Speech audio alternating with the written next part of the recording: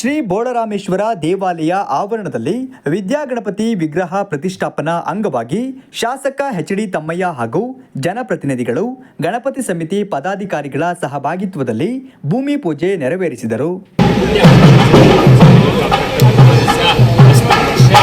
महागणपति प्रतिष्ठापना प्रयुक्ते अस्मिन् भूमि पूजा इदं गणपति सेवा समिति पदाधिकाराणां समस्त बन्धुवर्गाणां समस्तैर्य विजयवीर्य अभय आनन्दादिश्वर्य अभिनत्यर्थे श्री महागणपतिदेवता संपूर्ण अनुग्रह फलसिद्ध्यर्थे भूमि पूजा च अस्मिन् करिष्ये.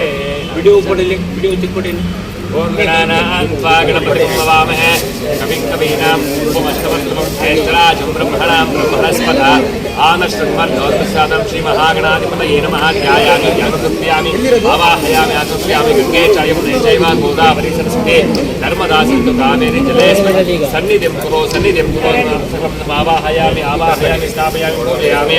ओम तच्छंयोरावणीमहे गाते विघ्नाय गाते देवी स्मितरस्मः सुस्कर्माणस्याभ्यः ऊर्ध्वं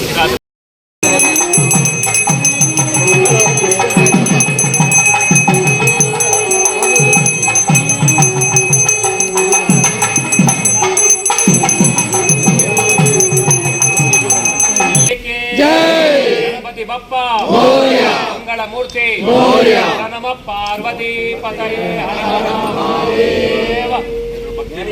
ಮಾಡ್ಕೊಳ್ಳಿ.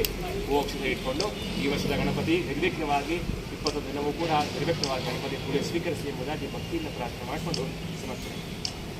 ಯಜಮಾನಸ್ಯ ಮನಸಾದಿಷ್ಟ ಪ್ರಾರ್ಥನಾಂ ಸಮರ್ಪಯಾಮಿ. ಸುಪ್ರೀತಾ ಸುಪ್ರಸನ್ನಃ ವರದಾ ಭವಂತು ಇತಿ ಪ್ರಾರ್ಥ್ಯ.